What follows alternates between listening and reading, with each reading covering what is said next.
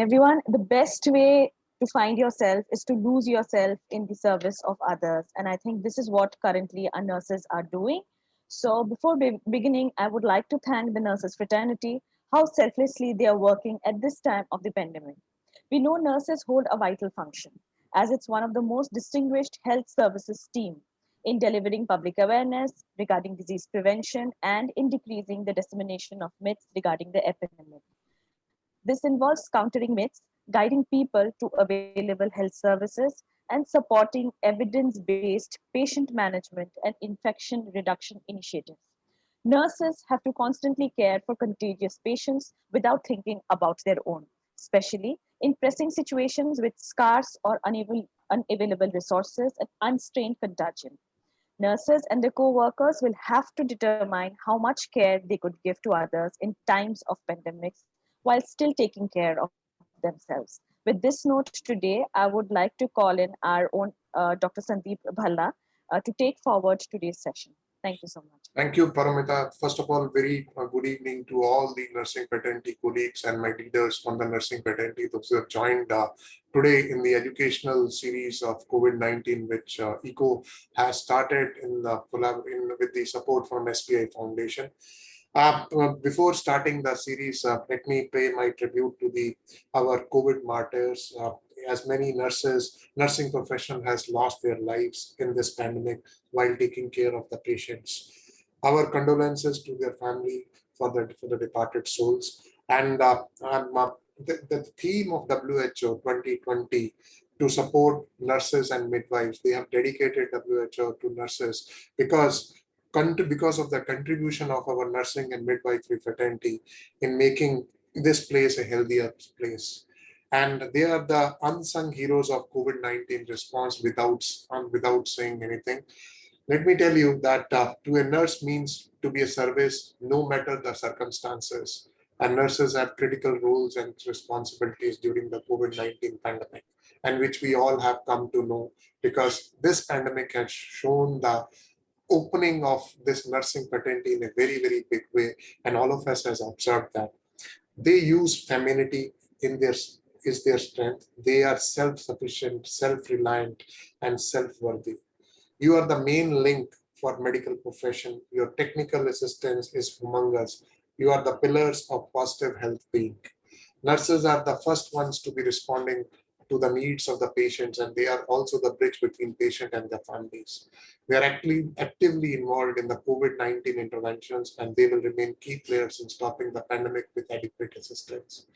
Month after month of working in high-stake environments of COVID-19 has had a huge impact on the mental health and well-being of nurses also, as well as their families also.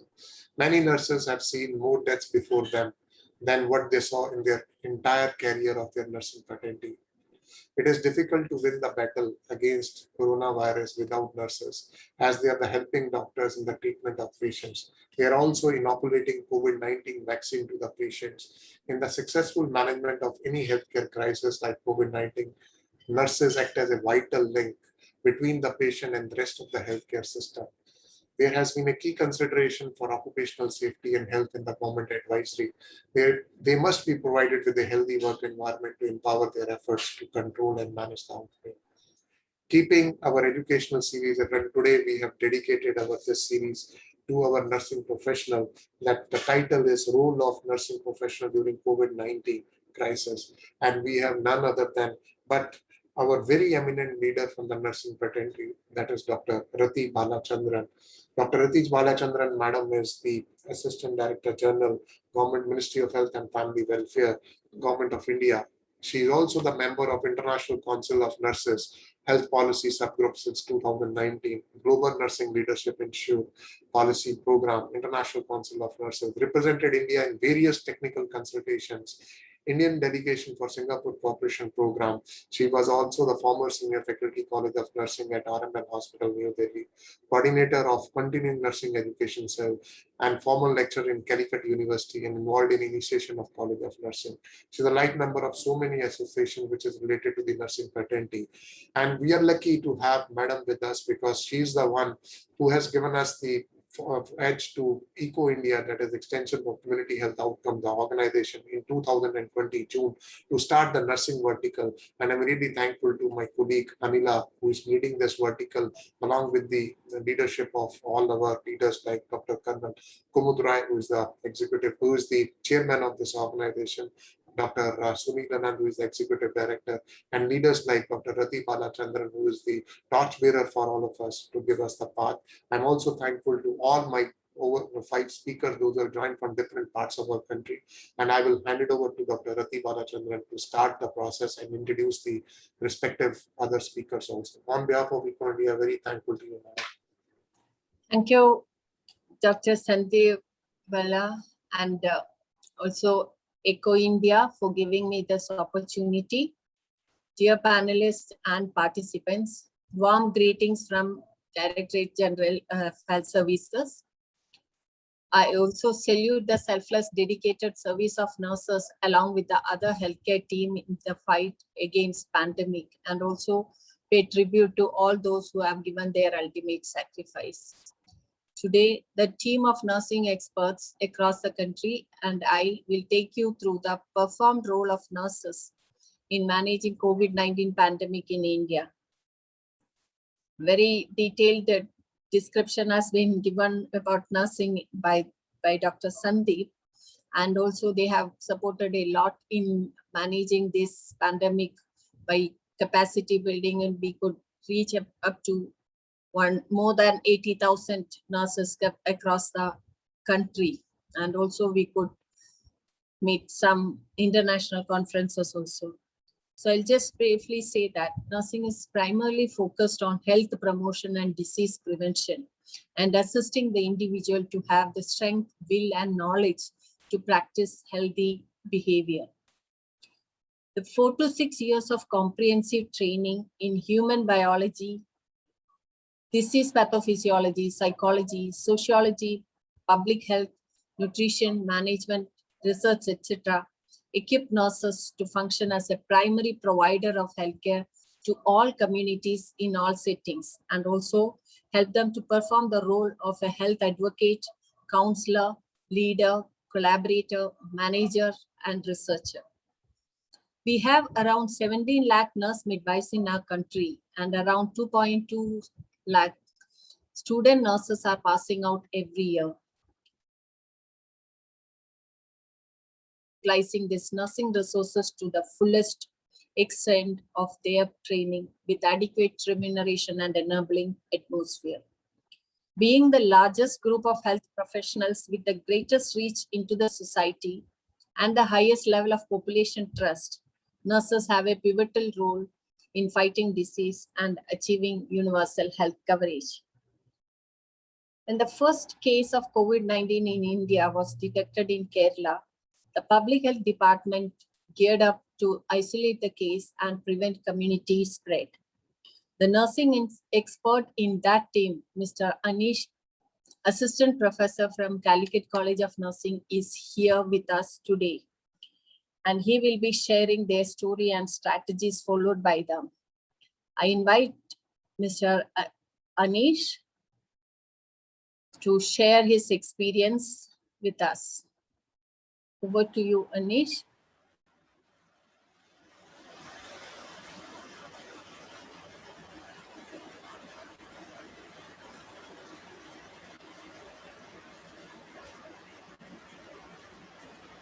Good evening all. Good evening, Reddy Madam. Good evening, Eco India. Thank you for giving me this opportunity to share our experience from this part of Kerala. My topic of presentation is role of nursing colleges during COVID-19. So, as you know, in this connection, our institution have done a lot of works and activities during COVID-19. I would like to highlight some of the activities and points we have done along with the Kerala Health Administration to control this pandemic. We have got immense knowledge and experience by working with the Nipah pandemic and various flood, etc. So all those experiences helped us in fighting initially to control this pandemic in the initial phase. So the activities done by our institution is being classified under these headings. So it includes the preparedness, the training, the public health activities we have undertaken, and the actual patient care we have done. So, as you, Reddy ma'am said that the first COVID case was reported in Kerala during the month of January. So by hearing the news of COVID-19 from the China itself, we have started online classes through Skype to the faculty and students. And we have formulated an institutional COVID Jagrata Samiti, and we have appointed a COVID-19 nodal officer. This COVID-19 nodal officer is being trained at National Institute of Disaster Management, Delhi. Following that, our next aim was to gather the knowledge from various parts of the world. So for that, we have organized 15 international webinars for the participants across the world and the eminent leaders from different parts of the world also. So we have gathered immense knowledge on this through these 15 international webinars that all occurred during the month of March 2020 itself. And later we have our faculty have prepared COVID-19 booklets, both for the public, that is for the COVID-19 patients, as well as for the health professionals. This is the booklet we have prepared for the health professionals. And it is being validated by the experts from the medical college, and it is being approved by the district administration. And another book we have prepared is the in Malayalam for the COVID-19 patients. So we have soft copies of all this, and we have disseminated to the entire public and health professionals. So along with that, we have prepared health education materials, posters. So our students was the models. So no copyright issues. Our students was the model, and I was the photographer. So I could take a lot of hand washing technique, donning, doffing. So all these posters being displayed at different isolation wards and in the donning, doffing areas and all parts of the medical college. And our students have done active role when the current surge is raised. The current surge of COVID-19 happened. Our students have done a lot of work in the setting up of the infrastructures of the PMSSY COVID hospital that is attached to our medical college hospital. And our students have also done the setting up of the infrastructures of the first line treatment centers across the Kerala. And our institution have done procurement of equipment and supplies for the training, as well as for the other equipments for the prevention and control of COVID-19. So these are all some of the glimpses of the preparedness we have done. The international webinar series, and the booklet is being released by the Honorable District Collector. And this is the posters we have prepared, and the students are doing the active participation in the setting up of the COVID-19 hospitals.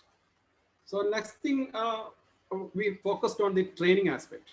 We have got a AHA approved nursing faculty, Dr. Sajit Kumar. He led the role of training medical, nursing staff, faculty and students regarding personal protective equipments, airway management, ventilator care and oxygenation. So now also we are doing the training to the newly recruited staff. And we are also periodically updating the knowledge on COVID-19 through various online meetings. So this is the training. We have got a simulation lab attached to our institution, sophisticated simulation lab. So first we'll train the participants in this simulation lab. Later we will send to the actual clinical scenario for the dealing with the actual situation. Then regarding the public health activities, we have done, as you know, when the first case was reported in Kerala, the whole public health administration was behind the case to trace his route map, to trace his contacts, to trace his secondary contacts. So we have done an active work through surveillance and contact tracing at district collectorate. So our PGs and students were deployed at the district collectorate to collect the data about the COVID patients and to contain them, to separate them in the home isolation, or for the primary contacts, we'll put them in the home quarantine. So in the initial time, we could control. At one time, the graph came to 0 cases. So later on, the lockdown were all released and the cases started rising. Still, we are doing this contact tracing and surveillance at district collectorate. And another was our students were being deployed at the airport and railway station for surveillance duties. And as you know, the COVID is raising a lot of data. We have got a medical college, we have got various departments. So there is a huge amount of data is coming. So our 6 faculty members being posted at the medical college control room to compile this, collect this data, to compile this data and to disseminate to the higher authorities. And as you know, we have to transmit the information to the public also. So one of our faculty is posted at the media cell of medical college to transmit the data to the public as well as to the media.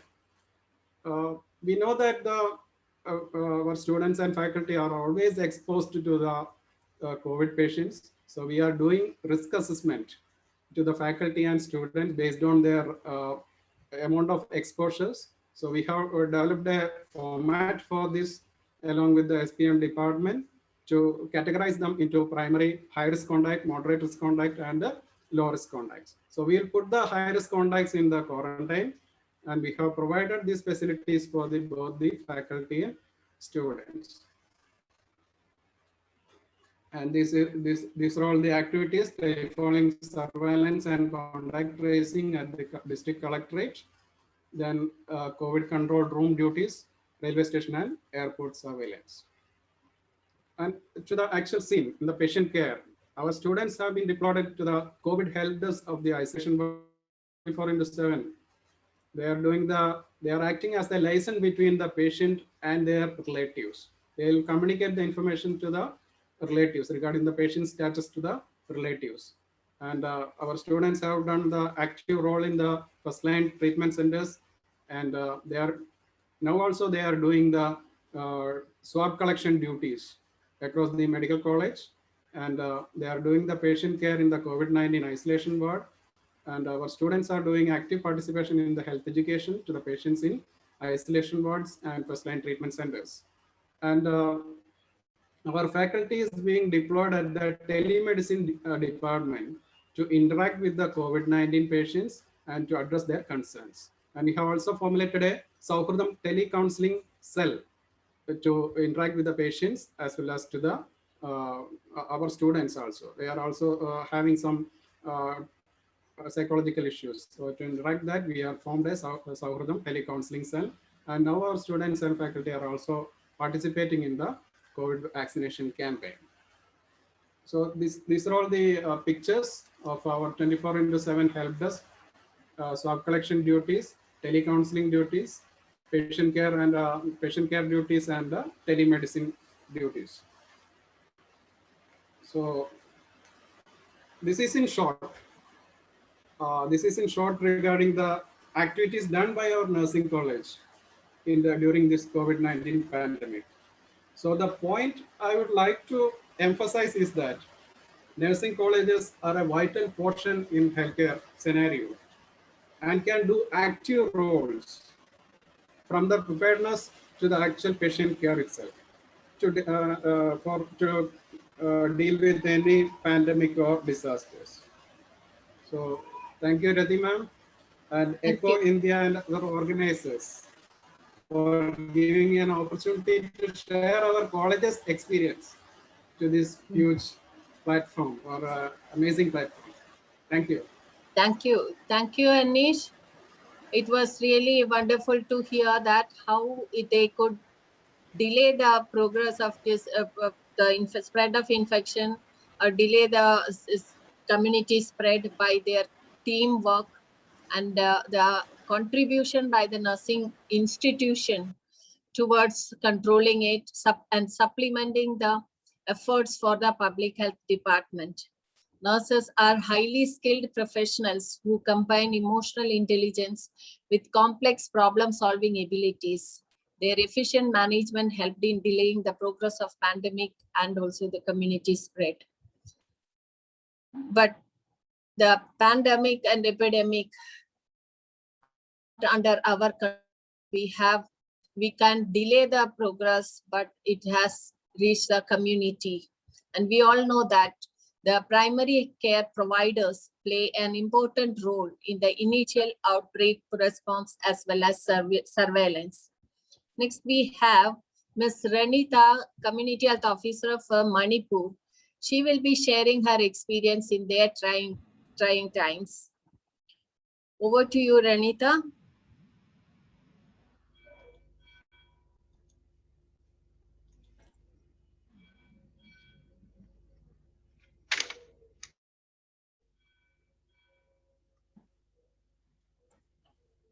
Renita is the Community Health Officer from Manipur. Yeah. Thank you, ma'am, for the introduction. A warm good evening to everyone. So my topic is on role of Community Health Officer in community in times of COVID. So let's see who are Community Health Officer and where are they posted before going to the role and responsibility. So the introduction, Ayushman Bharat was launched in 2018 with its twin pillar of Health and Wellness Center and Pradhan Mantri Jan Arogya Yojana for full range of services across the continuum of care. So now more than 70,000 Ayushman Bharat Health and Wellness Center are operationalized across the country and has completed 3 years on 14th of April 2021 to provide comprehensive primary health care in critical in improving health outcomes. So the key addition to primary health care team at sub-center to Health and Wellness Center is mid-level healthcare provider who could be a community health officer. The purpose of introducing CHO is to improve clinical management, care coordination, and to ensure continuity of care, and also to improve public health activities related to preventive and promotive health, and also measurement of health outcome for the population served. As the number of COVID is also increasing day by day, so we are also providing our expanded range of services on times of COVID also. It is very essential for all the community people, as in the higher center, the number of patients are increasing, so we have to provide the essential service in community level, so we are providing. The expanded range of services in the Health and Wellness Center are care in pregnancy and childbirth, neonatal and infant healthcare service, childhood and adolescent healthcare services, family planning, contraceptive services, and other reproductive healthcare services. Management of communicable diseases, including national health programs, management of common communicable diseases and outpatient care for acute simple illness and minor ailments, screening, prevention, control, and management of non-communicable diseases, care for common ophthalmic and ENT problems, basic oral health care, elderly and palliative healthcare services, emergency medical services, and also screening and basic management of mental health ailments. So the role and responsibility of a community health officer is divided into 4 major roles. They are clinical role, managerial role, recording and reporting, and public health manager. Let's see in the clinical role. So in the clinical role, on times of pandemic also, we are providing the services to the children as well as any first aid or any trauma or any medical emergency. We are also providing mother and child health family planning services, also providing, like example for the children, immunization and provision for mother and child health care in family planning services like distribution of family planning devices, condom, and insertion of property, and also we are conducting. So in number 2, conduct special clinic through teleconsultation. As the number has increased, so we have to maintain all the SOPs, and also the number of patient also the patient coming in the health and wellness center is also increasing, because as they cannot go to the higher facilities to seek the services. So in the community level, we are conducting teleconsultation. So we are consulting the doctors through teleconsultation for on communicable diseases, high-risk pregnancy, sexual and reproductive health services for family planning, adolescent health, reproductive tract infection, sexually transmitted infection, non-communicable disease, and follow-up also we are doing through teleconsultation. And other additional services like mental health, eye, ENT, geriatric care also we are providing on times of pandemic also. And number 3 is screening for diseases, for non-communicable diseases like hypertension, diabetes, and screening of common cancer for breast, cervical, and oral. We are conducting, and we are consulting the doctors through teleconsultation. So we are conducting the screening for the diseases also. Communicable diseases like tuberculosis, leprosy, filariasis are also done. And number 4 is manage and support care during birth at labor room. So in health and wellness center, sometimes patients do come for the delivery in emergency cases. So we maintain all the SOPs, and we conduct the emergency cases for the for delivery, and also, and we ensure appropriate referrals to the higher facilities. If any emergency occurs, then we refers to our higher facilities. We inform our respected CHC, PHC, and the PHC coordinate with the higher facility, and we refer them. So in times of pandemic also, we are providing all the services. And number B, managerial role. So in managerial role, we are coordinating all the village health, nutrition, sanitation committee, MAS, and closely work with the Panchayati Raj institution member, urban local bodies for the health promotion and activities.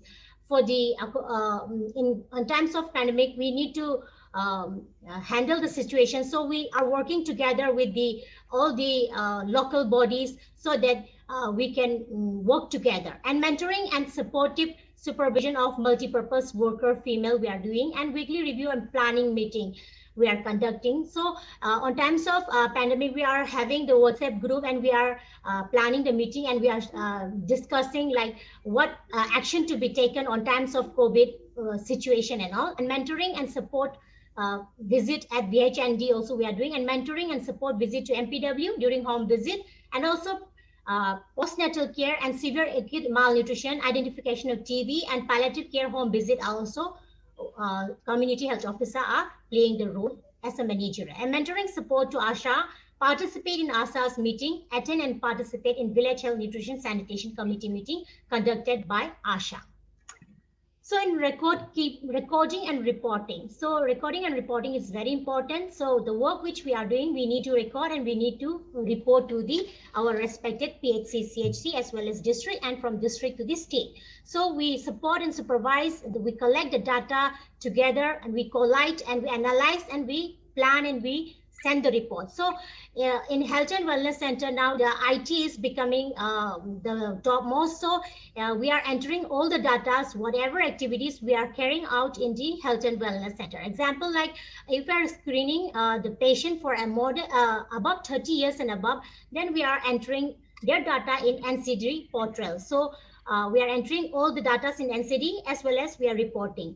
And we are using different application, Ayushman Health and Wellness application also for sending daily reporting, and e-Sanjeevani teleconsultation also we are using, and family planning, management logistic application, as well as integrated disease surveillance program application also, like on times of COVID, how many cases are there in our village. So we are informing through the application.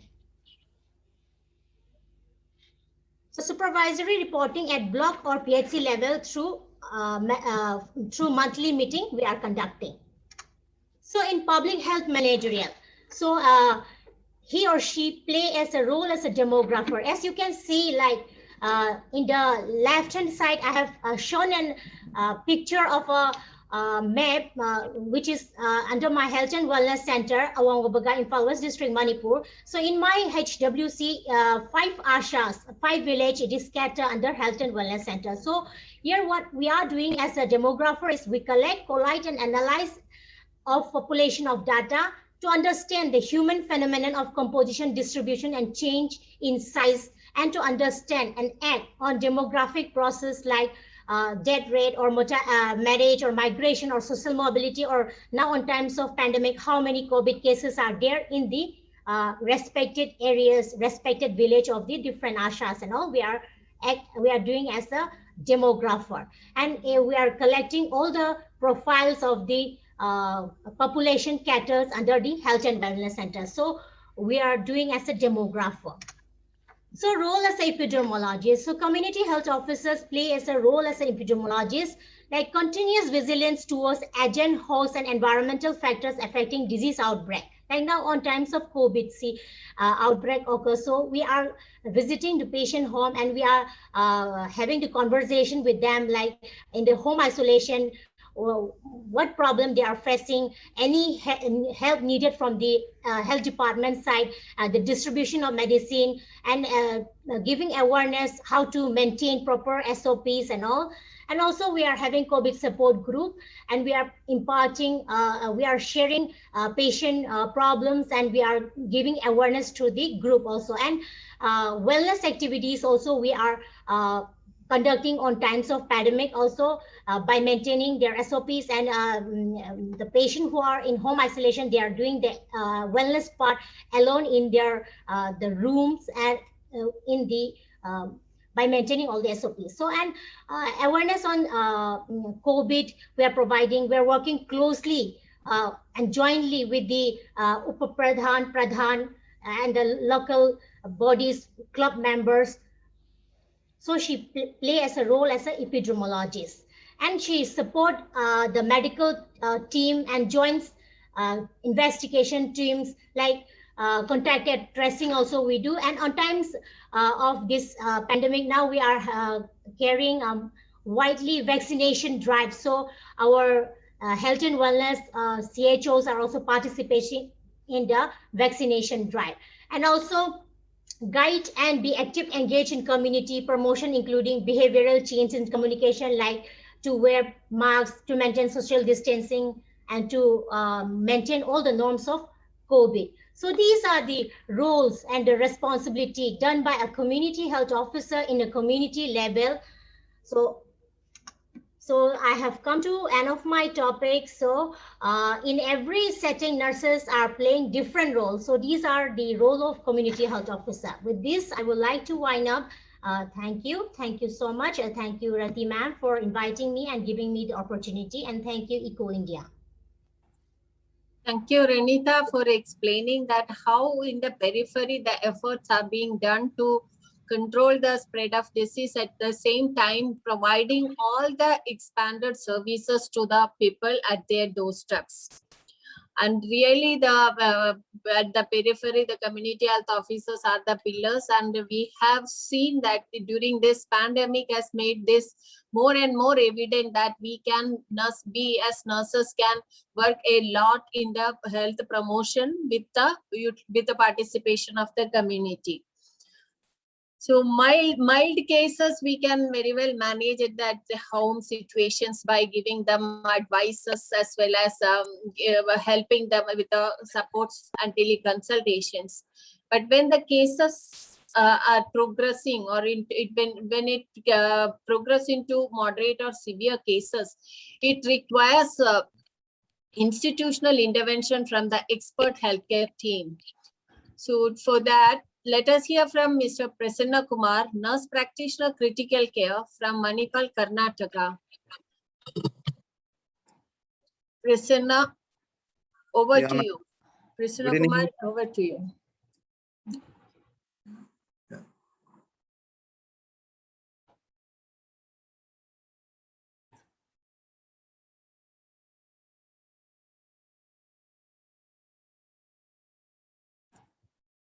I'm difficult sharing the screen. share.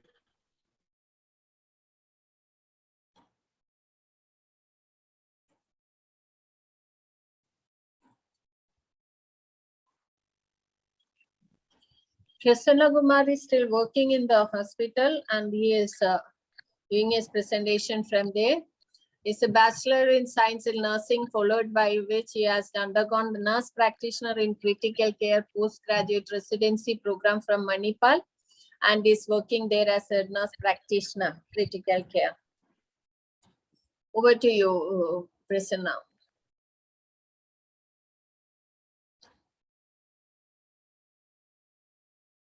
Thank you, ma'am. Good evening, all. I'm nurse practitioner, dependency unit. I have a responsibility to treat patient while also protecting others from the acquiring the infection. In the donning room, I put on the scrub suit, PPE suit before stepping into ICU. I have managed COVID-19 patient along with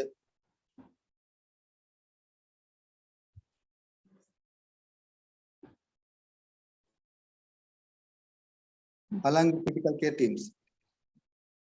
What is nurse practitioner role in COVID-19?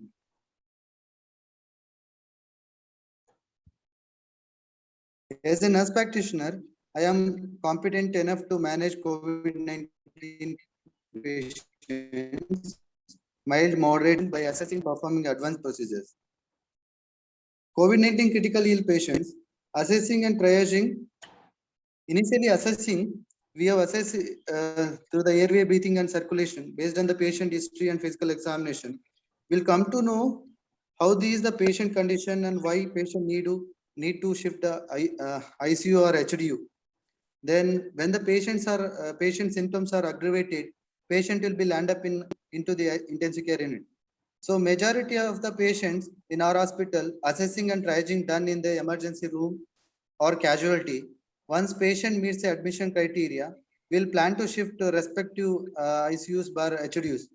Before shifting the patient, we'll update the patient detail to the respective ICU medical staff or nursing staffs. While shifting to ICU, one of the nurse practitioner will be accompanied with the patient throughout the transfer. So next is procedure. So we nurse practitioner will do the procedure under the supervision of critical care consultant. It's a teamwork. So here I would like to share my clinical experience with the two cases, that is moderate and severe. So we got a call from casualty that we are going to receive a patient to HDU. After receiving the patient, as a nurse practitioner, I gone through the history. Then this history given by the patient wife. A 48-year-old male patient, nil prebump, came to eye dependency unit. So patient of that complaints of fever for 5 days, cough for 3 days, shortness breath since 1 day. The patient majority findings as febrile, that patient is a febrile 101 degree Fahrenheit, which was intermittent and high grade, associated with chills. He had a history of cough since 3 days, associated with the whitish sputum. Then also he had a shortness breath since a day. Aggravated on normal activities. He was a conscious and oriented the patient, time, person, and place. Then he is a moderately built. Soon after the history, we went to examine the patient and monitor the vital parameter, which show heart rate was 86 beats per minute and is a normal sinus rhythm. Blood pressure was normal. He is a little bit tachypneic and saturation is came to 84% and room air. Then systemic examination we have done. The respiratory system was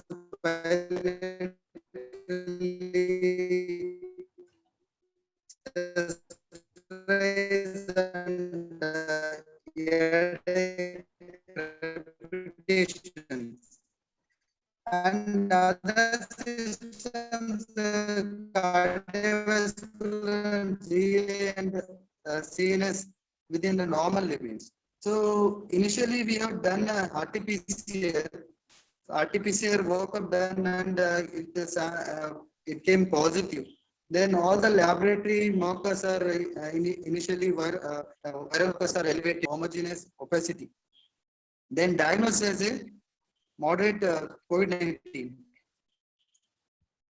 So here our treatment plan strategy is running, and we discussed with the critical care consultant and collaborated with the ICU nurses. As a nurse practitioner, immediately we put the was 84% on room air. So once we connected.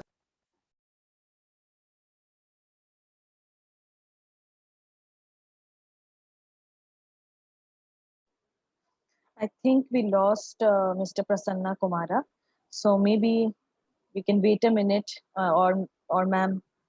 Yeah, we can wait a minute. Yeah. Mr. Kumara, if you want, I can share the presentation on your behalf. Will that be okay? I understand that you are not in a very comfortable position to share the screening because of your duty. So if you want, I can share the presentation for you. Should I do that? Prasanna, can you hear me? Hello?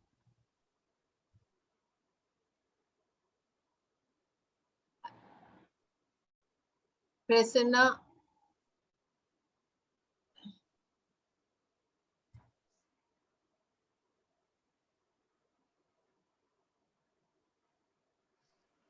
Ma'am, can you hear me? Yes, we can hear you. मैं share कर दूं आपका presentation, sir? ठीक है ma'am. हाँ, मैं share कर देती हूँ आपका presentation.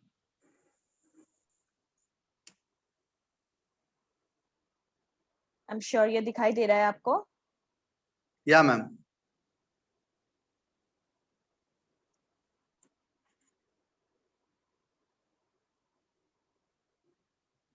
Should we start from here? Yeah, ma'am. Then oxygenation we have started through oxygenation HF ice flow nasal cannula. Initially SpO2 was 84. After connected the HFNC flow of 40 liter per minute and FiO2 of 50%. So SpO2 maintained was 96 percentage, and ABG was done, and which is suggestive of a moderate ARDS. We have connected the HFNC and NIV intermittently. Next, ma'am. So then I was started on non-invasive ventilation and 2 hours, and HFNC for 4 hours alternately. And the NIV setting was done, and FO2 of 50%, PEEP of 6, pressure support of 8. SpO2 was achieved was 97%. Patient was conscious and oriented. Then we thought throughout the night we can keep the patient on HFNC, and it can help to get the good SpO2 and oxygenation to the patient. Then we have managed with the medical management on IV steroid and remdesivir, anticoagulant and antibiotic was started in view of patient had a bilateral chest X-ray infiltrations. Next, ma'am. Coming to nutritional support. So nutrition support when the patient is very critically ill patient, that needs a big role in critical care. So initially we have started the liquid diet. Then when the patient was in high oxygenation support, he can't able to take the oral diet, and also that is he has also NIV, non-invasive ventilation. So if he disconnect, and the patient may have immediately desaturation, and for that we started on liquid diet through the NG tube, and some patient overall receiving NIV, and that patient is having possible complaints of abdomen distension and discomfort. So then we went with the NG tube insertion, and we started liquid diet. Then initially 15 to 20 kilocalorie per kg per day according to ideal body weight, and protein was achieved 1.2 to 2 gram per kg per day. Then patient daily progression and treatment modalities we have explained to the patient party and patient. So also we have counseled. So patient day by day symptomatically improved, and with the treatment he was gradually tapered the oxygenation. Then we have tried the HF inspecting spirometer. almost day 12, the patient symptomatically better, and he being patient, we plan to shift the ward, and patient is discharged. So in our consultant, we have counseled the patient after discharging. So I, nurse practitioner, I have given some instruction to patient and his family member. After the discharge, you get self isolations at the home, and you can take adequate fluid per day 3 liters, and light exercise such as deep breathing and limb exercise or yoga. Social interaction will be video call or voice call with the family and friends. Other activities, watching TV and movies, reading books. So if in case of any emergency, you can call 108 for seek medical attention. In case of patient is you have any high fever and SpO2 is 92% saturation, breathing difficulty, after doing 5 to 10 minutes of warm walking or exercise, then immediately call to COVID helpline. So to seek medical attention. So next case detail is, so we was this is the last month I was posted in ICU. So here I'm sharing the patient details. A 55-year-old male patient, say now case of bronchial asthma and hypertension, then received in COVID ICU. So here we have done X-ray, history and physical examination done. Then chief complaints was history of fever, which was high grade, and since 3 days. Cough is since 10 days, shortness of breath 10 days. He had a shortness of breath, and when is doing less ordinary activities. Then other symptoms of he is also having a sputum with the blood stained. Then no history of vomiting and other complaints, chest pain and palpitations. We have done physical examination and vital parameter assessment. Where patient is conscious and oriented. So febrile, 100 Fahrenheit temperature and tachycardia, normal sinus rhythm. Blood pressure also normal, and here 38 rate respiration. SpO2 96% on room air. 86 on room air. Then here initially we have done COVID test, and which came negative positive, and also other laboratory workers have done. So here diagnosis severe COVID-19 and bronchial asthma and hypertension. Then here big role nurse practitioner and critical care team we have discussed, and we started on NIV. After connecting NIV, that patient is achieved good saturation of 97. The NIV setting was 40, FiO2, PEEP of 6 and pressure support of 8. Then X-ray also showed bilateral peripheral opacity. Is a 10 days of illness, and we were think of start IV steroid and anticoagulation and antibiotics. So baseline inflammatory markers was done, which was elevated, and patient is O2 requirement was increased day by day. So FiO2 is increased to 70, and ABG shows severe suggestive of severe ARDS. Is that patient is sensorium is GCS less than 9, then increase O2, then patient we need thought of intubate the patient. Soon after intubate the patient, we have connected mechanical ventilation, invasive ventilation. So that patient had a bradycardia. After the bradycardia, that heart rate was 40. We have given atropine 0.6 mg IV. Then after that, patient came to heart rate was 80 to 100. Then blood pressure was dropped, and it was 80 by 50. Next, ma'am. So fluid and electrolyte management, immediately will call. I called to our critical care consultant, and I also thought of we go ahead with the echocardiography or IVC for the ultrasonography. That initially we have done. I have done the ultrasound and IVC. It was collapsible. Then we thought. I thought I want to ask with the consultant, and he also said you can go ahead with the fluid resuscitation. I have told to critical care nurses and our team members start on crystalloid 500 ml bolus and followed by infusion. Then this patient already have the volume depletion because of high fever and query sepsis. And next we have targeted output, urinary output was 0.5 ml per kg. Every hourly vital parameter monitored and output monitor done. Glucose every 6th hourly we have done. Then we have started crystalloids and glucose maintenance 75 per hour, and blood pressure was improved. And nutritional also we have started 30 to 40 kilocalorie per day. Then protein 1.5 gram per kg per day achieved. Next, ma'am.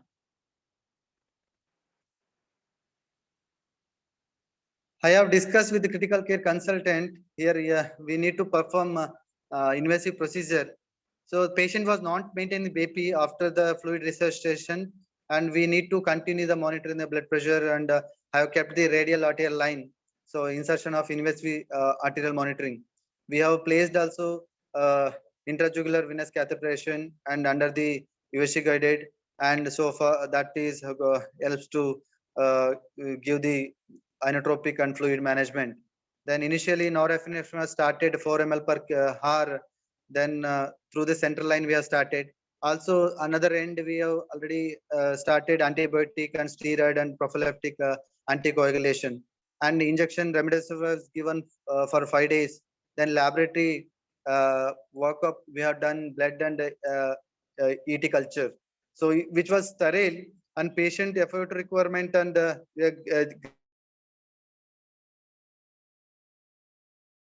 FiO2 of 35 ppop6, pressure control ventilation. Saturation is 94 to 96, and inflammatory markers were done, and it shows improved trend. And repeat X-ray also we have done, it is improved. Then next we have moving to the weaning. Then we have thought of that patient already X-ray is improved, and all the other viral marker are improved, extubated the patient.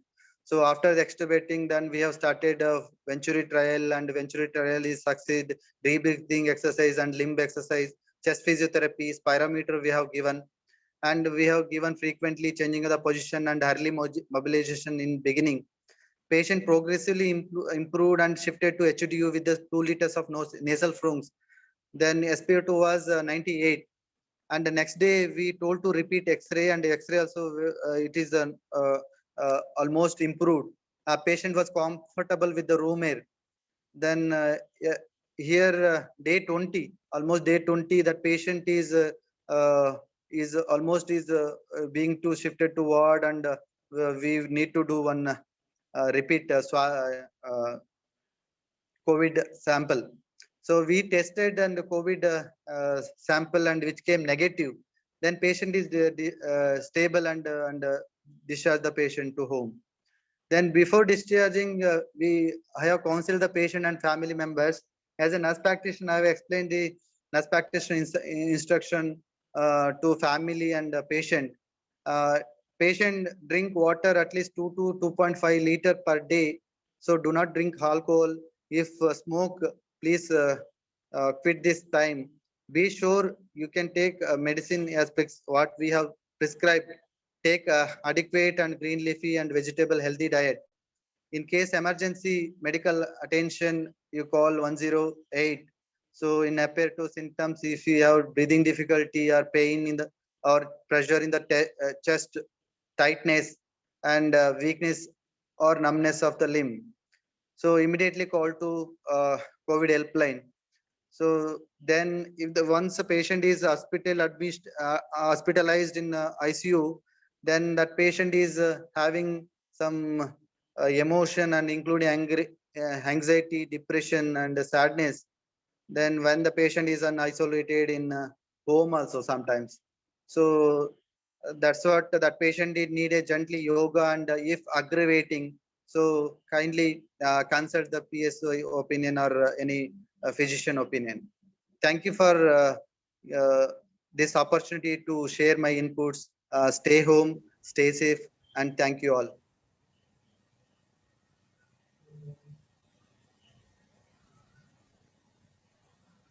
Thank you, Prasanna, for your detailed presentation on the activities you are carried out for a COVID moderate as well as severe case in the hospital. It's really an expert care is required, and the nurses complement the work of specialists by focusing on the provision of personalized, comprehensive, quality care, making rational use of resources, both the human and technology, in advance with the defined standard for competent and responsible professional practice. Thank you very much.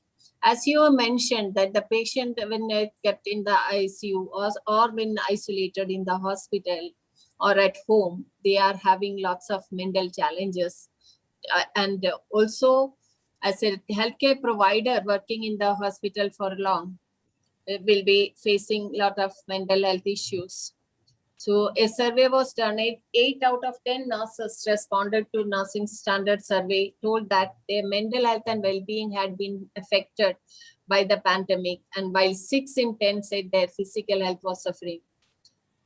The sheer scale of patient mortality, exhaustion, personal safety worries, workload, case complexity, skill mix, and loved ones' healthcare are among the vast range of stresses by the nurses, especially in intensive care units.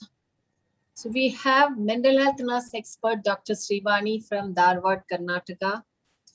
Let us hear from her. Dr. Srivani explains various strategies and methods that they have incorporated to relieve stress among nurses, patients, and relatives. Srivani is presently working as a coordinator for COVID hospital. She has done her PhD and has 22 years of working experience. And she is a National Florence Nightingale awardee with 30 research publications and 3 sponsored projects and various awards and 6 books published by her. Over to you, Srivani. Yeah, am I audible, ma'am? Yes, very well. A warm good evening to one and all. I'm very thankful to Dr. Rati and the ECO team for giving this wonderful opportunity to share my views on this day. So mental health nurse also have a very important role in this pandemic. As Dr. Rati well said that how the mental health issues are affected the frontline care workers. Here I would like to share that mental health nurse activities under 3 headings what we have done in our institution under the primary prevention, secondary, tertiary, and some of the research activities. So I am working in a state government mental hospital in Karnataka. Our institution has been designated as a tele-counseling center for COVID-19 patients in April 2020. And later in the year 2021 May, as the cases are increasing, though we are working in the mental hospital, we are have to start COVID hospital with 125 bed to serve the humanity. So coming to the counseling services which we offered. So basically we focused on 3 groups of people. One is frontline care workers who are engaged in COVID-19 care, especially nurses, doctors, and ASHA care workers. Then the individuals who are suffering with COVID-19 infection, either at the home quarantine as well as in designated COVID hospitals. And also, since we are working in the mental hospital, so the people who are suffering with the mental illness, they already having an existing mental health problem. Along with that, if they get a COVID-19, special counseling services were offered. So at the primary level, as I already said that we started a helpline for the general public. So in the month of April 2020, the COVID-19 cases were less, but public were very panic, scared, and anxious that how to deal with this pandemic. So to deal their psychosocial issues, we started a helpline. So I would like to share here that even though the people are not having a much infection and not got the infection, but they were so anxious. The kind of calls which we were getting is if they get a fever, where they have to go. Fever clinic centers, where the corona care centers are there. How we have to differentiate whether it is a normal infection or COVID-19 infection. Apart from that, many were even not having any symptoms also. They had sleepless nights and they are very panic and a lot of anxiousness, unable to concentrate concentrate, and because of the lockdown they are feeling bored. How to handle these kind of things we used to get to counsel to the public. So during that time, I also conducted many webinars for the nursing students, how to maintain their well-being, CNE programs for our nurses, how we have to mentally stable during this pandemic, and what kind of counseling we have to give to the patients. Then many sensitized programs are conducted for the local people, university staff, and also to the police personnel. Radio talks also were given in this area.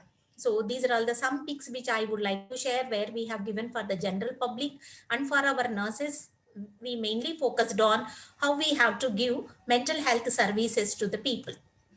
So next we started online counseling services. In the April month, patients were not many, so we focused on the public. Later in the month of July, many infectious cases were increasing. As government is encouraging home isolation, many patients were stayed in the home, but they were so panic and anxious. So to combat their psychosocial issues, we started online counseling services for the patients. So our department, exclusively psychiatric nursing department itself, in the last year, 1,000 patients we have counseled. So this is our helpline, and also the counseling services which we are offering in our institution. So coming to these online counseling services, what kind of calls we were getting from the home isolation patients? Basically, we were focusing, encouraging the person to ventilate their anxiety. We encouraged them talk more about their feelings, how they are.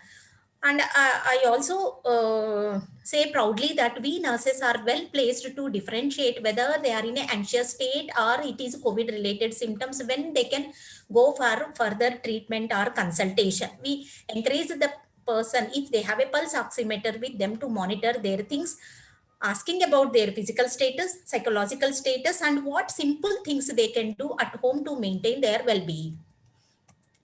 So these are all the various webinars which I have participated. So basically the webinars are concentrated on tips to overcome COVID-19 anxiety, psychosocial impact of lockdown and its management, COVID-19 psychosocial reactions and its management, overcoming lockdown anxiety, holistic measures. What are all the holistic measures we can use to reduce the anxiety? Then radio talks, our nursing department is collaborated with the Krishi Community Radio Center. Mental health related topics are broadcasted every third Saturday of the month. Then coming to the secondary prevention, online telephone counseling services for home isolated and hospitalized COVID-19 patients. Any consultation facility for mentally ill patients. Also, we conducted online psychological assessment. What do this mean? What do you mean by this? Means, so we used to differentiate whether we can manage with that psychological problems at home only when they have to consult. So differentiating the normal anxiety level, abnormal anxiety level, then stressful, normal stressful situation, and abnormal when they have to consult the doctor. So here I would like to share one of the case which we have done through mobile call based intervention. Mr. X is an unmarried 50-year-old male patient from a middle class family. He is a known case of hypertension on regular medication. On 24th July 2020, he was admitted to a COVID care center in Karnataka. About 4 days prior his admission, the patient developed fever, dry cough, and generalized weakness. And he visited to fever clinic, and there he diagnosed as a COVID positive, and he shifted to Corona Care Center. So we are assigned to counsel this patient. So I assessed his mental status and also the physical symptoms. I felt that he is having a extremely nervous and shakiness inside, poor appetite, suddenly scared for no reason, feeling lonely, not interested doing anything, fearfulness, trouble falling asleep, hopelessness about the future, weakness in his part, having the idea that something wrong is going to happen. So increased heart rate, uneasiness in the stomach, and chest, extreme fatigue. These were the symptoms we assessed. Then later, this person underwent 8 sessions of holistic intervention through video or mobile call, 45 minutes each time. And these sessions are spread on alternative days. Overall, 15 days he underwent this intervention. He was stayed in the Corona Care Center for 21 days. The results at the end of 15th day, it indicated that his somatic symptoms were decreased, anxiety and depression. Obviously, he is also come out from the COVID-19 infection. In this case, what we have observed though is, though he had a mild symptoms, but his anxiety and depression levels were very high. So here I would like to share what interventions we have given, psychological interventions. Coming to the problems related to the body, he has a nervousness, trembling hand, poor appetite, trouble falling asleep, and extreme fatigue. For that, the interventions, stretching exercises are shared to his mobile and encouraged him to practice that one, how much he is able to do morning and evening. Deep breathing exercises, dietary advices, and rest and sleep. Coming to the mind, he was having, I already told that I scared for the no reason, not interested doing anything, fear and anxiety. So recognizing the negative emotions, how we have to recognize? I encouraged him to take a paper and write what are all the negative thoughts there in his mind, take a pic and send it to me. So I also told him that accepting certain negative things, thoughts are very much common. That is very, very first important thing is we have to accept that sometimes negative emotions are common. Then cognitive reappraisal technique, this I am not going to explain in detail about. Guided imagery meditation and body scan meditation. These things also share to his mobile and ask him to practice guided imagery meditation in the morning and body scan technique in the evening. Then coming to the spiritual intervention, he feels hopeless. There is no hope. I cannot improve. I may deteriorate. These comes under the spiritual aspects, and he is a low confidence that whether he can fight with this illness or not, because he is already suffering with the hypertension. So I taught him the self-love techniques and self-compassion techniques, encouraging him that he can write a positive talk in a paper that I have a ability, I can do. Okay, my body is strong enough to fight with this, and appreciate and accept unpredictability of the life. In everybody's life, certain up and downs will be there. When the down comes, we have to accept that definitely up things will come. Enjoy the present moment. What do you mean by this one means? I told him, presently I don't have any temperature. Presently my oxygen saturation is normal. Presently I am able to eat and my physical things are okay. So I am thinking on only the present. I am not thinking of the past and I am not thinking of the future. Living in the present moment definitely help us to come out from the distress. So this is a holistic intervention which I have given to that patient, and at the 15th day, his psychological symptoms are improved. Then coming to the tertiary prevention, psychological reassurance for the hospitalized COVID patients at designated COVID hospital. Encouraged diversional and distracting activities for the hospitalized patients when they feel boredom. Okay, what they have to do, maybe listening music from the mobile, talking with others, such kind of things they can do. Sharing reading material related to positive thinking and how they have to stay calm during the hospitalization. Counseling to the family members. These are all the activities nurses can perform, and we also performed all these things. This is our COVID hospital where we are providing care to the patients along with the physical care and psychological counseling also. So I just want to say that it is not only in the hospital level or in the institution level. One step ahead I have taken, and I have conducted 2 projects in the last year. One is a qualitative study to assess their biological psychosocial experiences, what challenges and coping strategies used by home isolated patients, and also another study, mobile based integrated body mind spirit intervention for COVID-19 patients. These 2 articles are published. Apart from that, pivotal roles played by mental health nurse during the time of COVID-19, this article also published, and the scientific papers which I have presented, biopsychosocial experiences and challenges faced by COVID-19 patient. This paper has secured a best paper award in international e-conference. So let me share certain things that what challenges we are facing in this e-world. Virtual conference or virtual counseling and all. So usually psychiatric nurses are trained to provide care in the offline setting in the face-to-face situation. So when the situation is difficult here, so difficult to establish rapport with the person, lack of visual and verbal cues, lack of lot of concentration from the therapist side it is required, because we are not getting any cues from the patient how he is and all. Sometimes internet and equipment issues will be there. Sometimes a helpline frequent calls and unnecessary calls will be coming. Dilemmas in providing services, especially in severe cases, whether he is because of his psychological thing he is like that, or otherwise the disease is suddenly going to severe condition, that differentiation is very difficult to empathize and show our concern. So these are all the practical problems which I have faced while counseling the patients. And I also want to share certain things where you can get a psychosocial counseling. Indian Society of Psychiatric Nurses recently has given a list of volunteer for COVID-19 counseling, and my name also in that it is there. Anybody who would like to take want the counseling, and the timing and other things were given in that. And also Ranchi District Administration, Central Institute of Psychiatry also having a helpline system.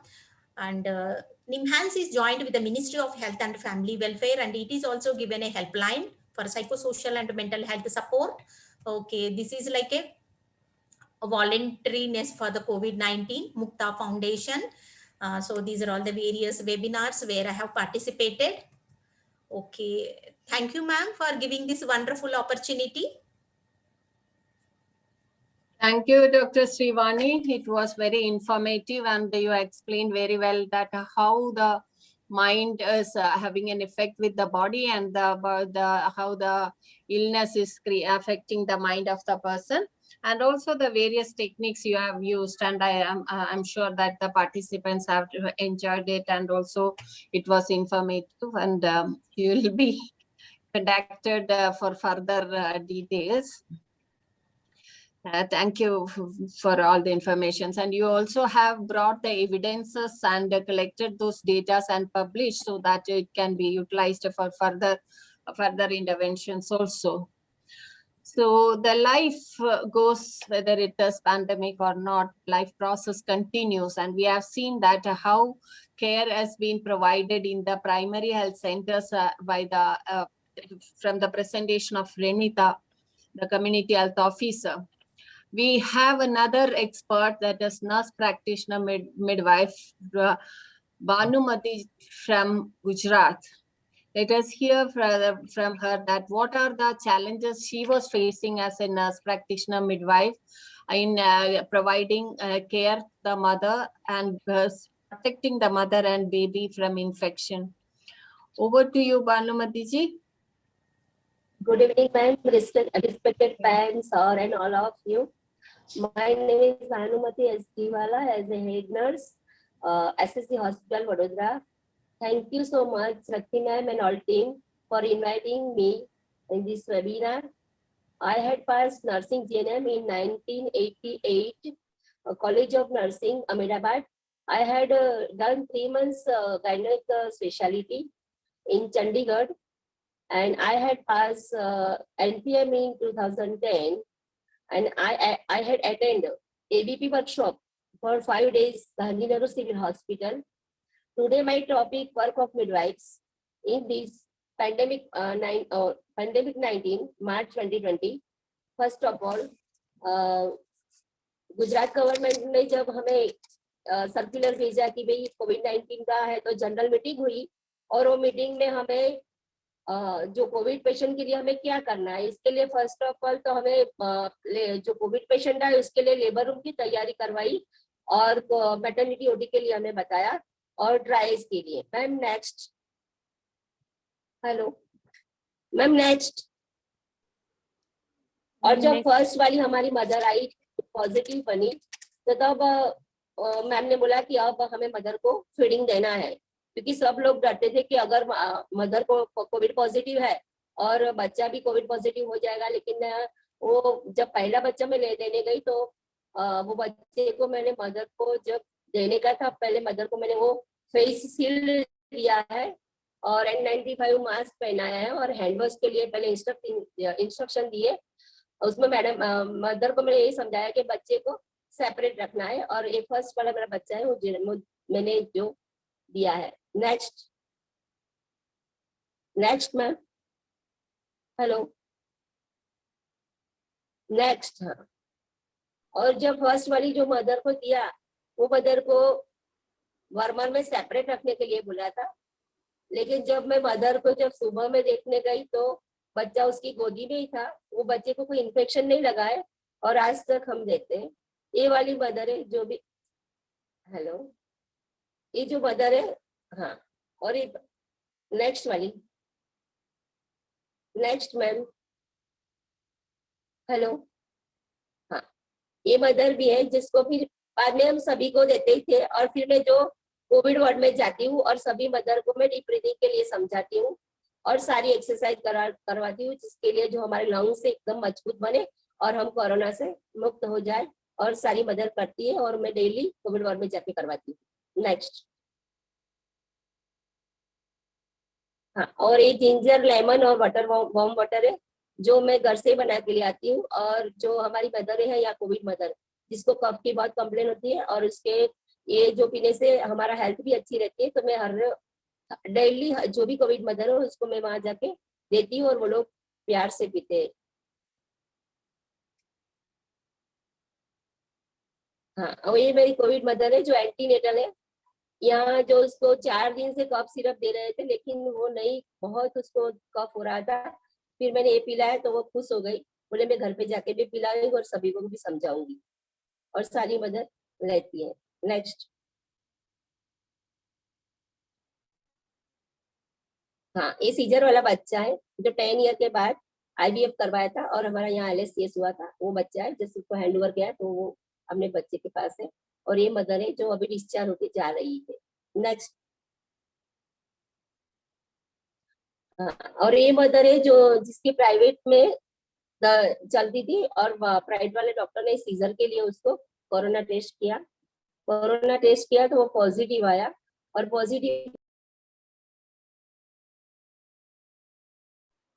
Bhanumati ma'am, आप muted हैं, आप please unmute कीजिए।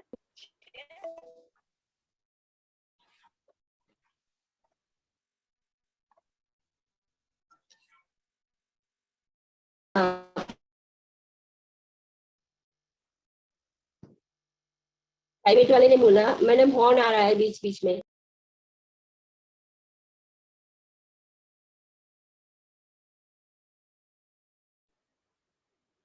भानुमति जी भी duty पे है। So she has also explained well that how the mother's need has been taken care, and how the innovative measures and things are followed so that the mother and baby are happy and healthy. Once she is back from the after attending the call, she will be continuing. So these are the experience of various nurses in various specialization, that how they are contributing towards management of COVID cases. So nurses are the bridge between the patients, doctors, and other healthcare professionals, and only through coordination and collaboration with a better understanding of each other, we can bring patients' health back to their highest potential. A strong, motivated nursing workforce will be the backbone of our efforts, and together we can achieve success in defeating the corona. Bhanumati जी, आप आ गए? हाँ हाँ ma'am, आ गई। हाँ जी, बताइए।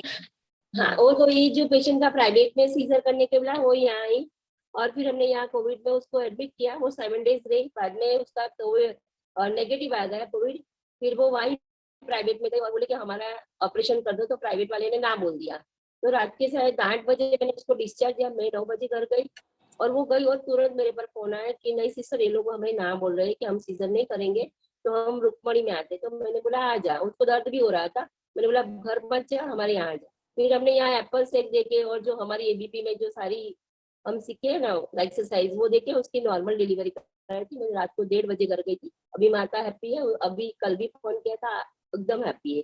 ये जो दूसरी वाली मदर है उसको मैं बच्चा हैंड ओवर कर रही हूँ, अच्छा है वो। Next ma'am. हाँ, अभी जो प्रीटम बेबी होते हैं तो वो प्रीटम बेबी हमारे NIC में रहते हैं, तो जो बेबी की मदर हो उसके पास मैं ये मिल्क लेके फिर उसको देती हूँ यहाँ लाके। और जो बच्चा बहुत प्रीटम होता है तो मदर को वहां रखते हैं, बच्चे को यहाँ रखते हैं। और ये जो मेरी मदर है जिससे वो उसकी डिलीवरी हुई थी CSC पर, बाजू वाली मदर जो गोदी में बच्चा लेके बैठती है, तो प्राइवेट में जरूरत में हुई थी और वो आके कोविड में उसको कोविड पॉजिटिव आया तो यहाँ ट्रांसफर किया। तो जब ट्रांसफर किया नहीं तो जो उसके पोस्ट कोविड वार्ड में मैं गई तो मेरा सबसे पहला ध्यान लिक्विड पे ही रहता है। तब से मैं ABP सीखी हूँ क्योंकि लिक्विड से बहुत सारी मदर अच्छी हो जाती है। तो मैंने उसका लिक्विड पे उसके हस्बैंड को फोन किया केस पेपर में देख के कि भाई आप आओ। तो वो तो रोते रोते ऊपर वार्ड में आ गया और बोले हमें रहना नहीं है यहाँ, तो मेरे बच्चे को भी हो जाएगा, मेरी एज को तो हुआ। तो फिर मैं फटाफट नीचे गई, मैं तो PPE किट पहनी थी। तो वो लोग पहले तो मेरी कुछ सुने ही नहीं, उसके वो बच्चा नीचे था तो मैंने बोला पहले बच्चे के लिए उसको एडमिट करवा दो। तो इतने सारे रिलेटिव्स थे ना तो कोई मेरी मानता ही नहीं था। फिर मैंने फटाफट किट निकाल के फिर बाहर आई। फिर मैंने उसको बोला कि आप अगर नहीं आओगे तो मैं जो यहाँ का जो हमारा डिस्ट्रिक्ट का होता है कोविड नोडल ऑफिसर, उसका फोन नंबर हमारा HOD ने दिया है तो वो मैंने बोला फोन करूंगी। तो वो फटाफट पर बोली कि नहीं नहीं ऐसा मत करो, हम बच्चे के लिए आएंगे। फिर मैं उसको गाड़ी पे बिठा के NIC में एडमिट किया और हमारा बच्चा ये भी बहुत अच्छा होके गया। वो जब डिस्चार्ज हुआ तब मुझे फोन किया। तो ये फोटो है मेरी। नेक्स्ट। हाँ, ये हमारा टीम वर्क है जहाँ कोविड वार्ड में हम काम करते हैं, वो हमारे डॉक्टर सिस्टर है। और ये हमारी प्रेयर है, जब से कोरोना स्टार्ट हुआ है तब से हमने हमारे लेबर रूम में और OPD में बस कोरोना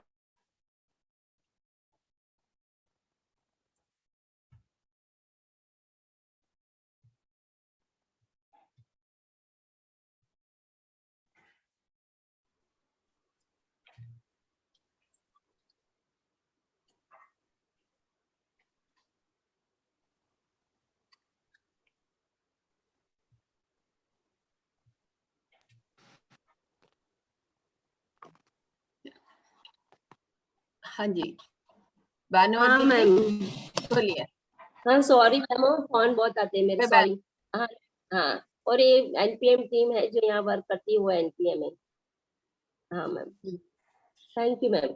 आप बेबी का दिखाने के बाद बताएं, मदर जब एंग्शियस यार थी बेबी का। सुनाई नहीं देता। हेलो। हाँ, मदर जब बेबी के लिए दिखाने। हाँ, दिखाने के लिए। हाँ। हाँ और जब मदर बेबी कभी हमारी मदर बहुत मीन्स अगर वेंटी पे है या पाइपेट पे है और बच्चा हमारे यहाँ है, प्रीटम बेबी है, तो उसका मैं वीडियो बनाती हूँ और वो वीडियो बना के मैं मदर को देती हूँ। और इससे मदर को बहुत सारा साइकोलॉजिकल सपोर्ट मिलता है। जो हमारी पहली मदर हुई थी उसमें भी वही था कि वो वीडियो से एकदम अच्छी होके घर पे चली गई। मैंने 7 डेज तक उसको वीडियो दिखाया था, सिर्फ वीडियो दिखाने में जाती थी क्योंकि वो बहुत परेशान थी, पहली मदर थी। तो वीडियो वाला एकदम मदर के लिए बहुत अच्छा रहता है और सारी मदर अच्छी तरह के घर पे जाती है। शायद वो बाय पेप वाला थोड़ा टेंशन रहता है। Thank you Bhanumati ji. Mothers की नीड को समझ के उनका तरीके से आप उनको प्रोटेक्ट भी कर रहे हो और उनके बच्चों हाँ, को हाँ। भी और मैडम बच्चों को भी। हाँ, मेरे फोन बहुत आ रहे हैं इसकी वजह, sorry. No issue no issue. ठीक है, आप ड्यूटी के बीच में भी हमारे ये प्रोग्राम में आ गए, हमारे को साथ नॉलेज शेयर किया, बहुत धन्यवाद। Thank you ma'am, thank you. So with this, we are coming to an end. We have seen that how the nurses at various specialization has been working towards helping the individual's family and the community in getting rid of COVID infection and having a healthy life. So there are few questions in the questions are there. We'll request the experts to answer those questions. First of all,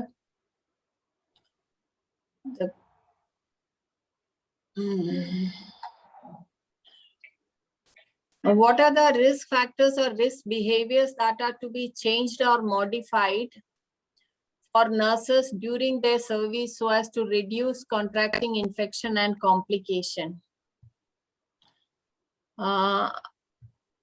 Can Anish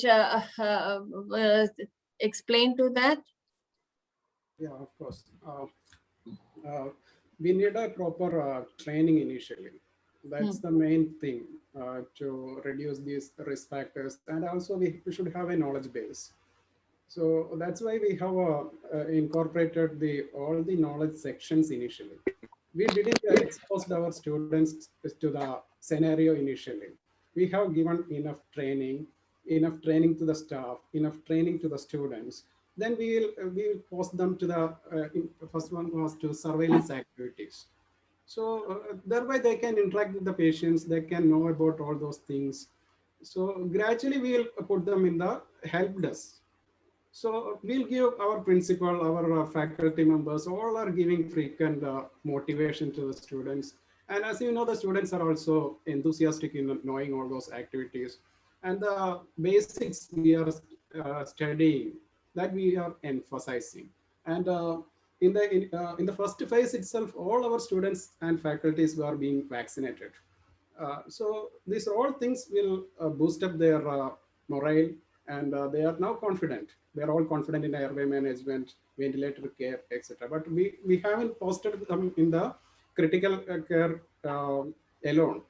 Of course, they are students, and we place them along with the supervision of the faculty or a ward in charge. So thereby constant motivation and constant support. That's the thing, and to stick on to the basics. That's a PPE. So you can ensure the safety of the students and nurses. Thank you. I also would like to share that when the COVID outbreak was notified, and I got platform was provided for education, self-learning by the nurses, and various informative materials were uploaded in the iGOT so that each person can get trained by themselves. And during learning and deafing, it is better to have a buddy so who can observe and look at and give them the corrections. And also some places the mirror, placing the mirror is also practiced so that they can observe at any mistakes they are doing, etc. Or any area when it is exposed or not, or it is not covered properly on. So knowledge is the weapon. So again and again, giving the training will help for healthy behavior. There is another question. In what capacity a CHO is associated with eSanjeevani? Can Renita explain it? Yes, ma'am. Thank you for the question. So like eSanjeevani, especially it should be assessed by the patient itself. But in community, what happens, like all the we are working in the remote area, so all the people, they don't have Android mobile. So as a CHO, we are assisting them and we are helping them to see the OPD through that consultation. So we are helping only. So we don't have hub and spoke model right now. Actually, in Health and Wellness Center, we should get one unique ID so that to have a hub and spoke model for with the higher facility. So as COVID outbreak has occurred, so with the help of teleconsultation eSanjeevani, we are providing to the community people, ma'am. Okay. There is one more question with regard to CHO. What is your, just 1 minute.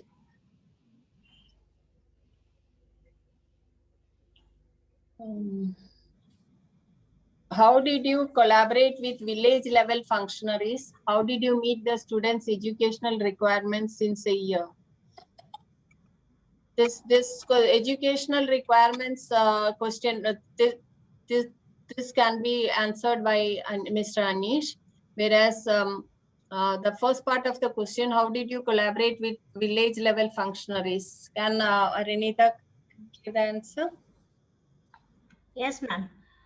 In the village level, like in the first wave of COVID in the year 2020, the cases was not so high. So in the second wave, the number has increased. So the collaboration with PHC, CHC, district level, state level, and all over the state-wise, we have to collaborate with them and we have to work. So the workload has increased, plus and the services is also increased. As we cannot say this is our role and responsibility and these are not. We cannot say, because it's a now a pandemic outbreak has occurred. So our role and responsibility has widely changed, and in every area, as a nurse, like handling of a co-win application, also it's done by the CHO in our place. Like we don't have that much staff, so we need to coordinate and collaborate. So I think it's we are handling in this way. So this is my experience now.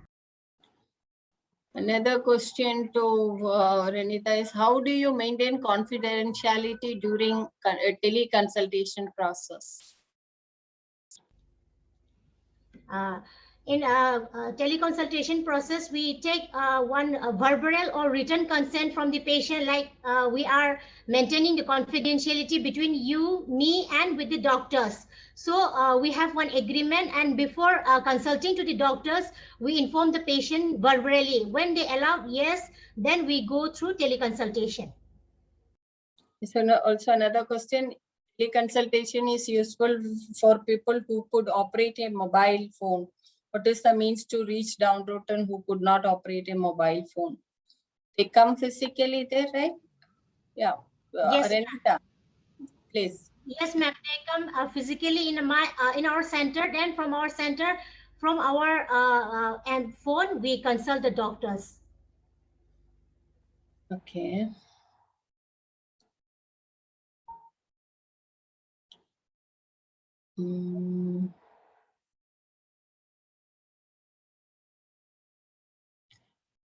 Yeah.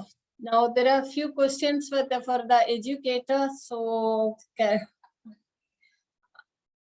Mr. Anish, the questions are: how did you meet the students' educational requirements since a year? Was education of students left aside during pandemic, or you used only interns? So in the initial lockdown period, we have depended mainly on the online platform, and the students were being given different theoretical as well as clinical scenarios through the online media. And later, when the surge came down, we all called them back, and we have given the usual experiences. And also, we have given majority of their time in the clinical labs. So that's all regarding the educational.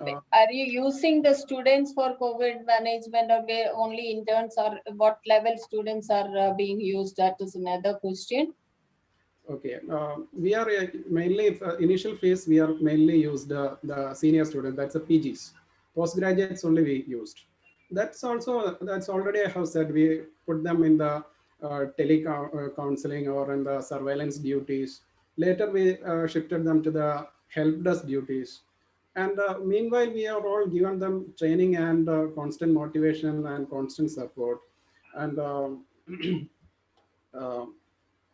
and some of the they are actually was the role models, and then by their initial task in these all activities, some volunteers came, some volunteers from the student parts will do. So we have trained them and we have placed them in the low dependence areas like FLTCs.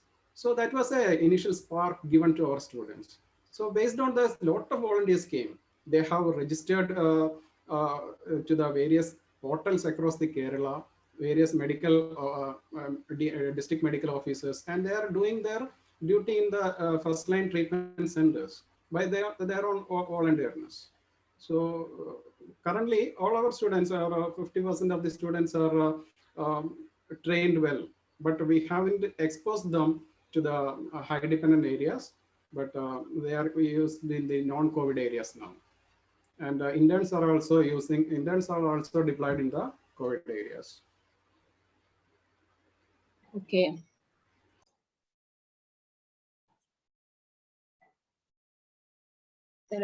What is your experience with the parents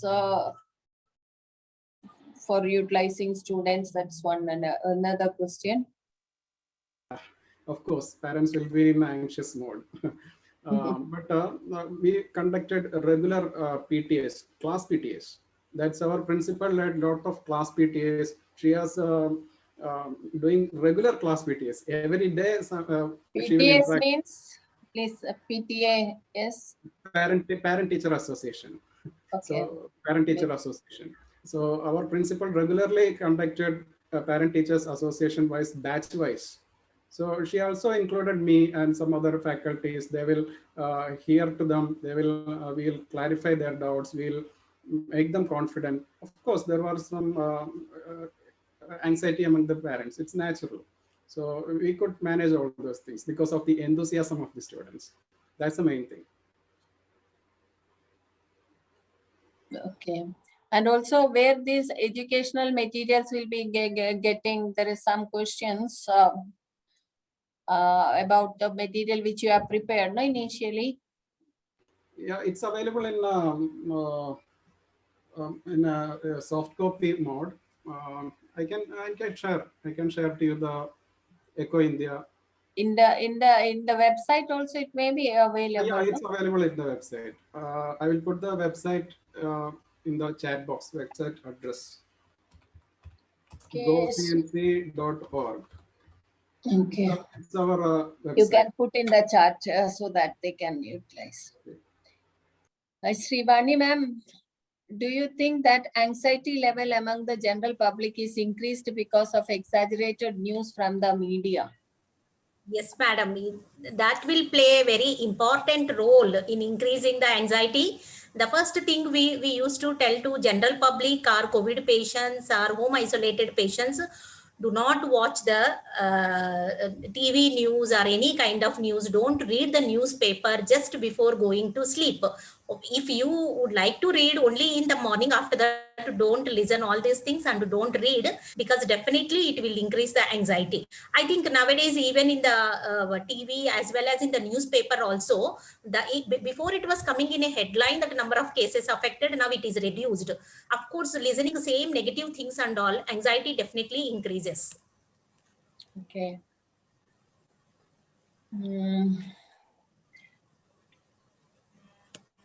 Renita, is there?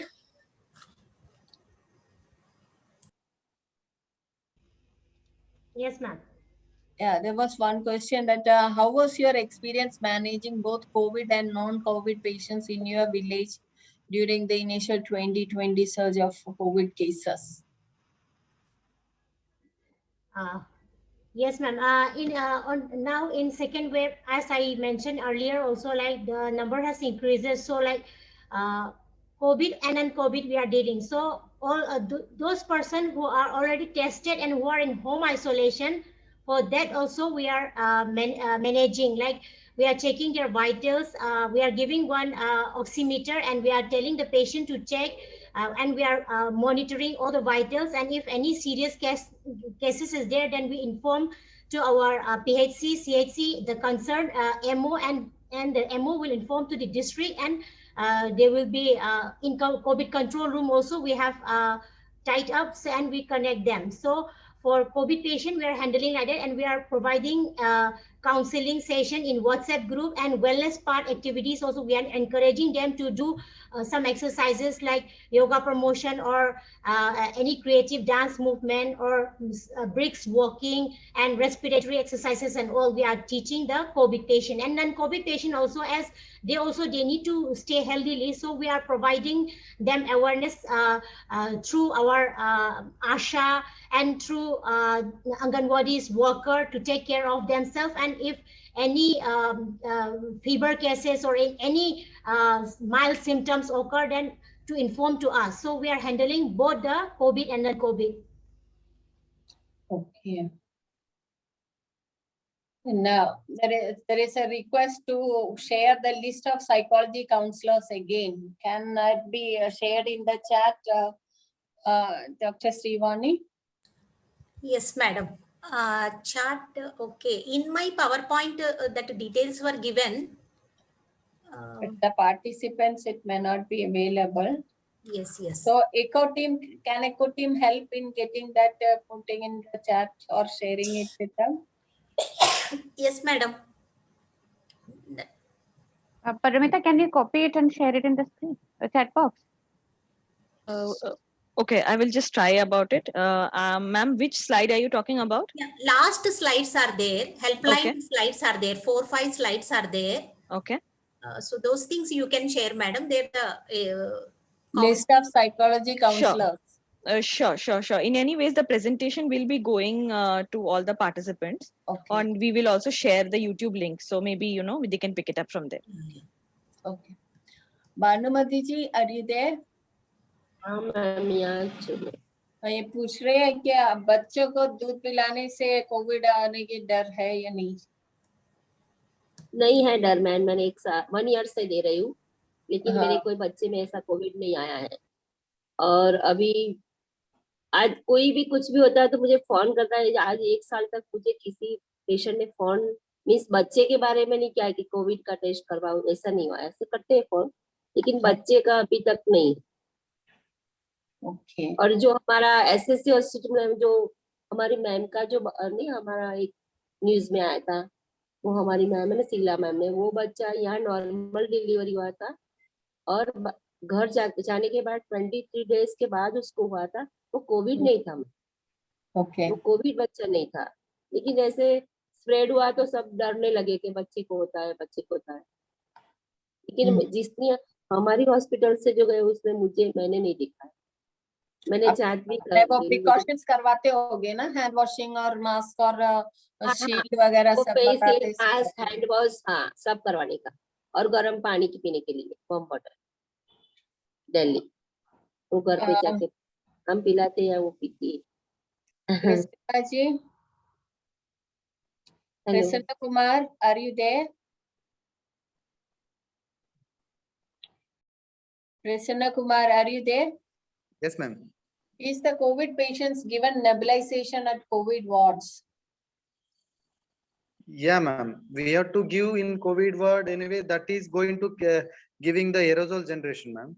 It is, but especially we can give, but certain instructions we have to follow when you are making the aerosol generation.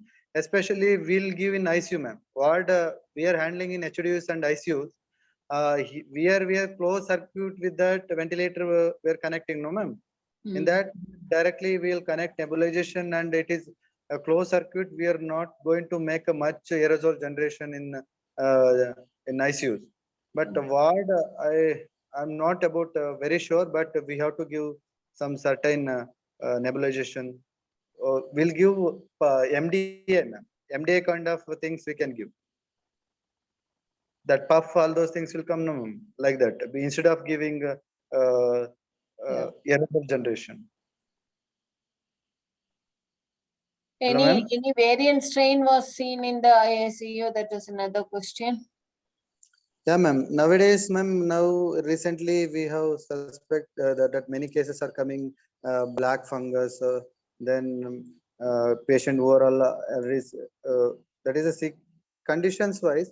Then heart failure and many cases are we are handling, ma'am. Variant cases, different strains or something.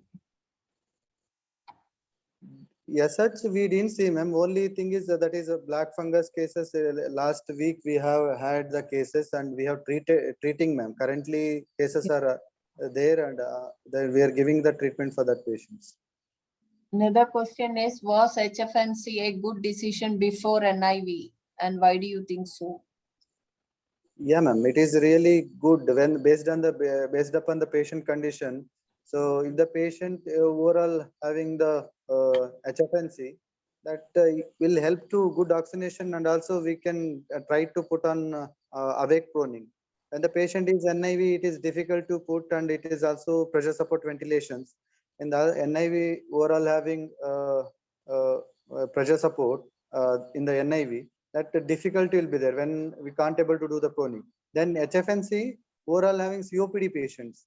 COPD patient overall already that SpO2 titration, if we give pressure support ventilations, may have pneumothorax and some certain issue with the complications. So instead of that, we can try with the HFNC. HFNC is the ideal ventilator modalities now.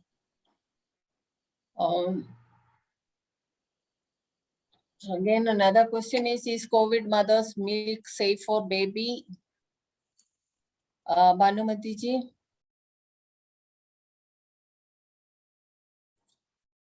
Bhanumati ji.